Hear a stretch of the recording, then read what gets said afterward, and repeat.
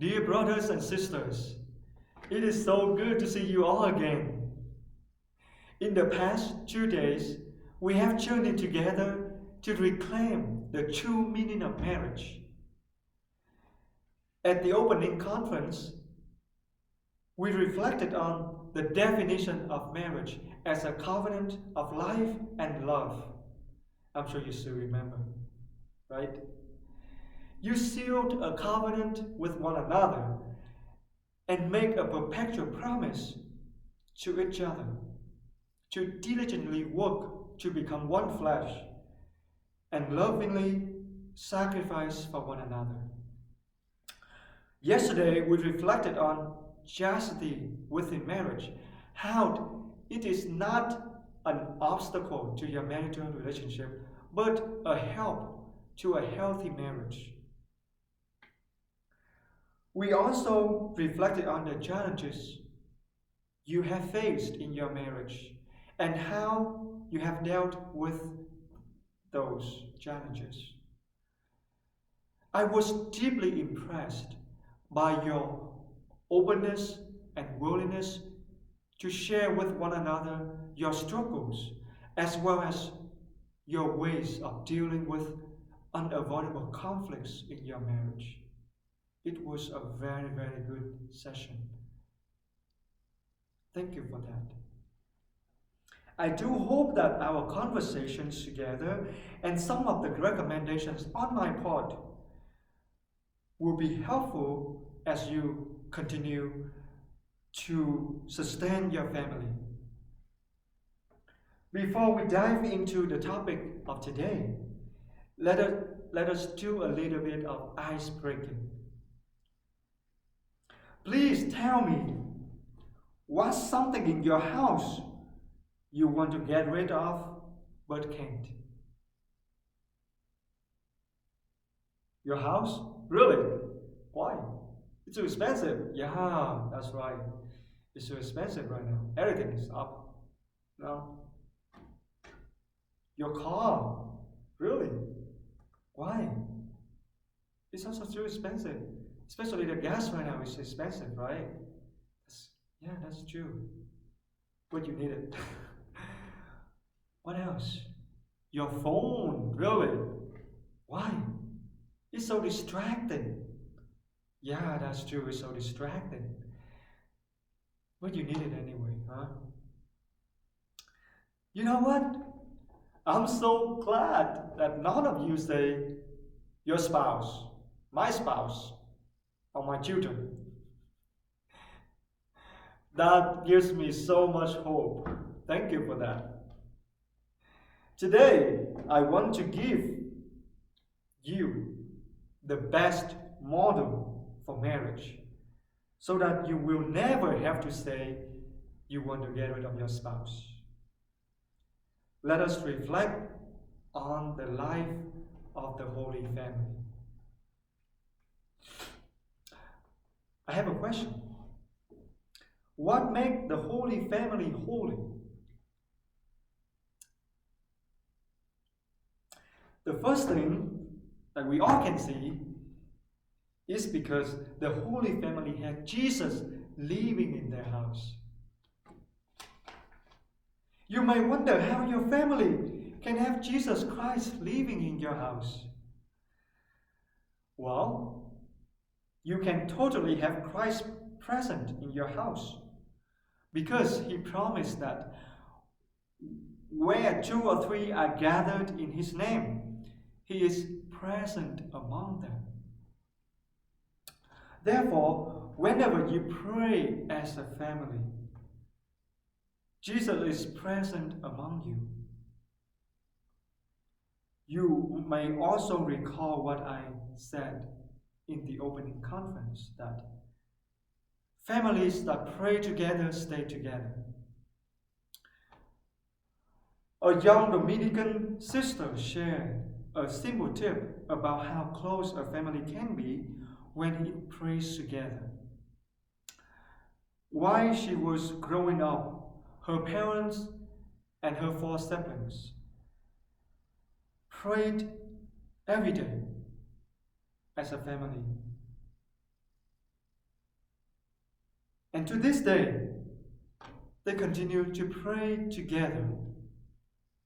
No matter where they are in the world, each one of them stops at a certain time of the day to say their family prayer together, to pray together.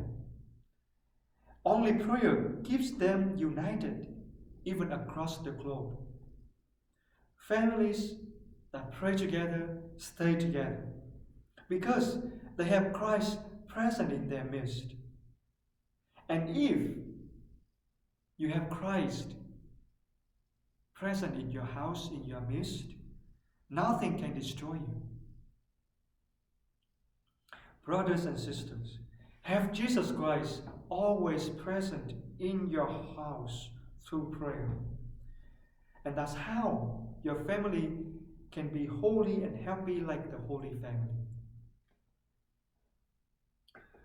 The second thing that makes the Holy Family the best model for marriage and also holy and happy is because Jesus, Blessed Mother Mary, and Saint Joseph seek to do only God's will. As a young virgin, Mother Mary was shocked by the news the angel brought to her that she would bear a child. Even worse, having a child without marriage was subject to being stoned to death at that time. My sisters, just imagine yourself hearing such news. How would you respond? It's hard, right? That's why Mother Mary questioned, and perhaps in great fear.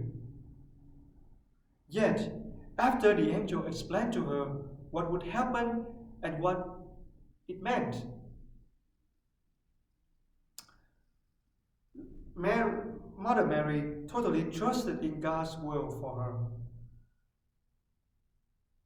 And she said yes to the Lord. Let it be done unto me according to your word. Though I'm sure she must not have fully understood everything. Saint Joseph was also shocked hearing his fiancée got pregnant before they even lived together. The Bible tells us that he wanted to divorce Mother Mary quietly because he did not want to put her to shame. Yet, after hearing the angel explaining about the pregnancy, he did as the angel of the Lord commanded him. Though he must not have understood everything. Brothers, just imagine yourself in the situation of Saint Joseph. How would you respond? Very hard, right? Jesus said, "My food is to do the will of him who sent me and to finish his work." Where else he also said, "I do what my Father tells me to do." Before his passion and death, when he was in great anguish, Jesus asked the Father to take away his cup. Yet let the Father's will be done, not his. I remember when I reflected on the Nativity of Jesus during my 30-day retreat. It was a cloudy and foggy day. As I was walking along the beach and imagining Mother Mary and Saint Joseph went to Bethlehem for the census. Suddenly, I opened my eyes and looked ahead, and I couldn't see very clearly what was in front of me because it was a foggy day. And I realized that Mother Mary and Saint Joseph as human beings, could not see very clearly what their future would be like. Yet they trusted in God's will and faithfully followed it until the end. Brothers and sisters, doing the will of God made the Holy Family holy and healthy. But why is doing the will of God so important? You may even wonder why it sounds like dictatorship and losing your own freedom. Why do I have to follow God's will and not my own will? Brothers and sisters, doing God's will is not about dictatorship, because God's will is truth, goodness, and beauty. God's will is perfect. Hence, doing God's will is following the right path to holiness, joy, and peace in your family and in your life. One day, Peter ran to his dad and asked, "Is it true, Daddy, that in ancient China, a man does not know his wife until he marries her?" You know, his dad responded, "That happens everywhere, my son, everywhere." Who among us can confidently say that we know ourselves completely? Who?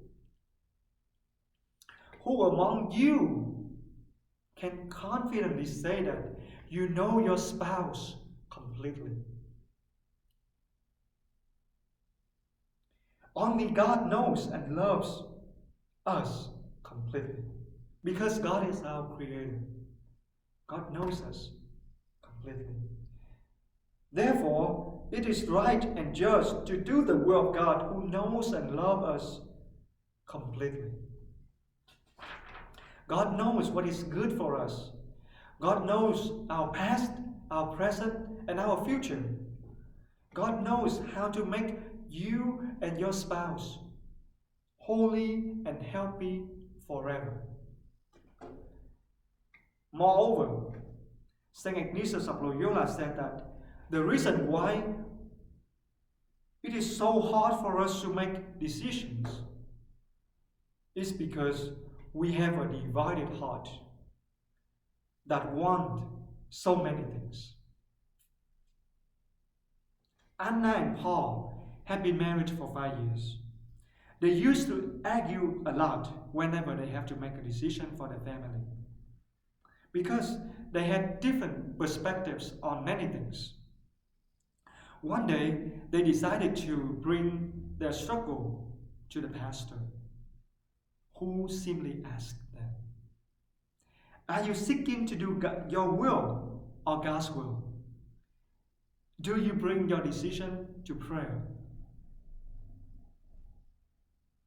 Anna and Paul were struck by the question, realizing that they only wanted their own will to be done, and that's why they kept fighting. I believe you may experience the same thing in your family too, right?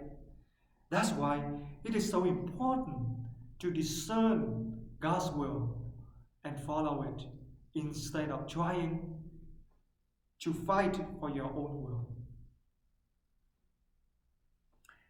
And how to discern God's will? Before I give you the answer, I want to have two questions for you. The first one, have you ever experienced God's presence? And tell me how the experience was like.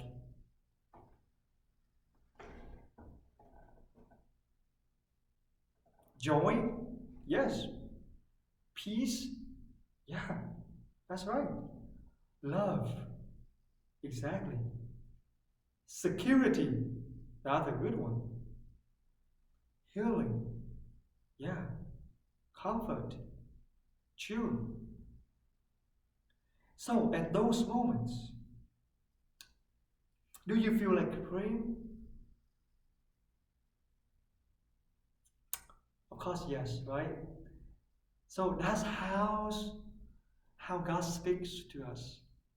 God speaks to us in peace, in joy, in love, in security, in comfort, in healing, in those moments. And the second question I'm going to ask you, have you ever experienced God's absence? And tell me what it was like. Fear. Yes.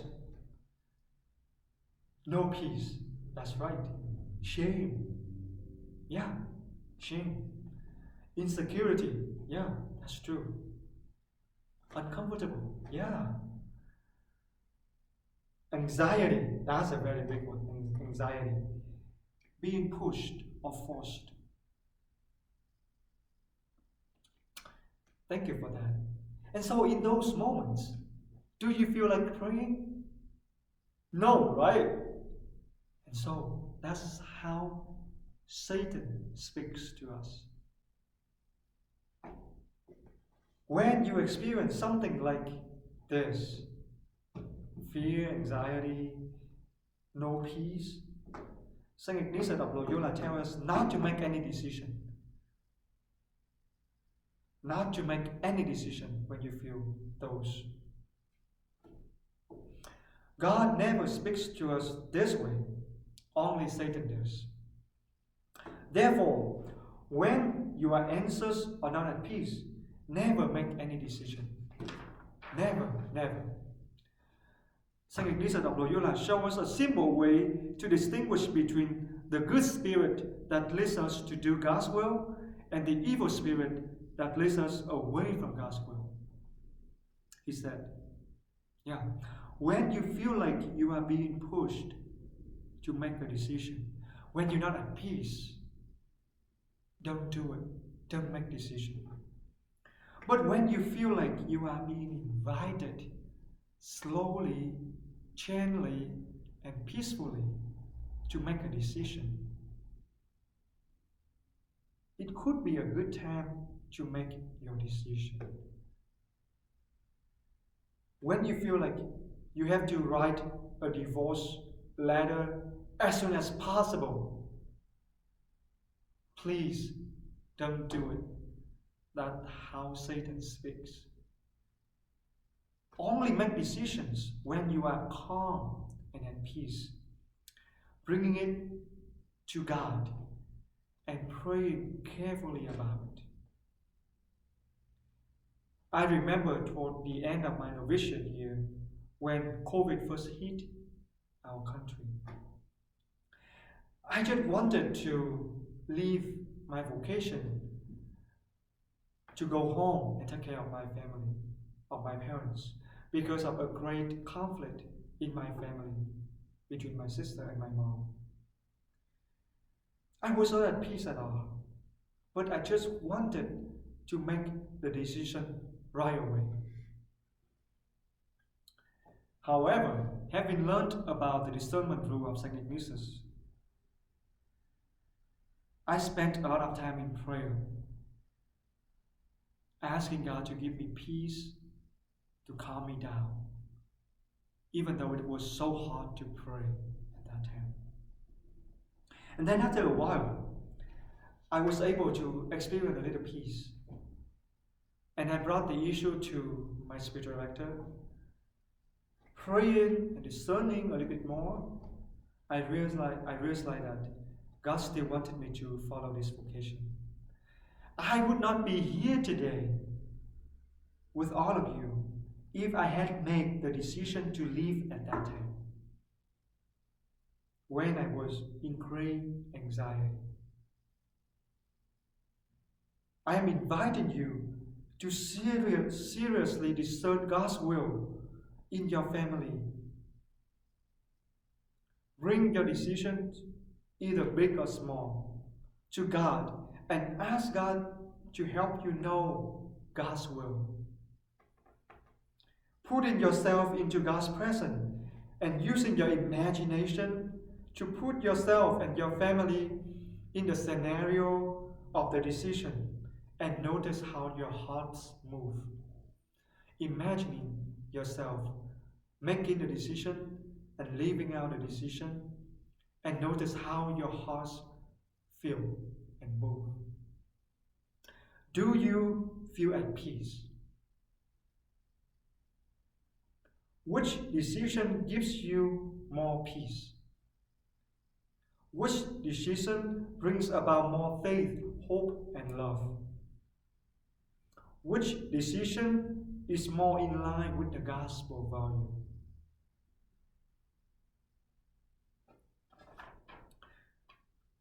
Ask those questions before God. And try to listen to your heart, listen to God's inner voice. Brothers and sisters, two simple ways the Holy Family shows us having Jesus Christ in your midst through prayer and following God's will. That's how you can have a healthy and holy marriage. I'm convinced that you all can practice these two simple ways to make your family holy and happy. I will give you a copy of the discernment method I just shared with you, together with some questions for reflection later on during adoration. Again, confession is available during adoration, and we will have a closing mass after adoration. So, some question for reflection. I want you to spend your time, during adoration, to ask yourself, how have I made Jesus Christ present in my family? How have I discerned and followed God's will in my marriage? How will I apply discernment methods in my marriage? And also, please write down some graces or something that you have learned from this retreat and make a plan on how to apply these graces or something that you learned into your journey ahead. How to make your marriage better. I would like to express my gratitude to all of you for spending your precious time to join this retreat. I hope I have offered something useful for your marriage. It is a beautiful but challenging vocation. Yet with God, all things are possible. That's what moved Our Lady to say yes to God's will and faithfully followed it. With God, all things are possible. God is always on your side. So call upon God in good times and bad times, in health and in sickness, brothers and sisters. Because when you have God, you have everything you need to sustain your marriage. Amen. May God bless you all, and thank you so much.